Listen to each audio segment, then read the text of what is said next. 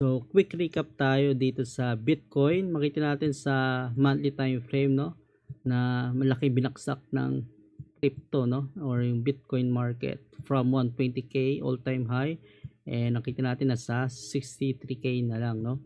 And punta tayo sa lower time frame para makita yung possible trades natin, no. So dito makita natin sa 1 hour time frame nagkaroon ng sell signal dito gamit yung ATS, and price above key level, bearish bias tayo if magbe-base tayo dito sa ATS key level natin. So if above sa price, above sa key level, no, bearish bias tayo. If yung price ay below sa key level, doon naman tayo bullish bias. So since bumaksak na siya, no, ideal mag-sell ka dito sa taas, no.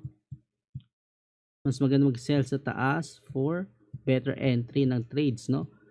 So makita natin dito is possible mag bullish move naman siya dahil below key level, no, lalo na ipag hold dito yung price, na possible mag continue yung bullish move and hold above sa key level, no, then dun tayo maganda mag enter ng buy, no.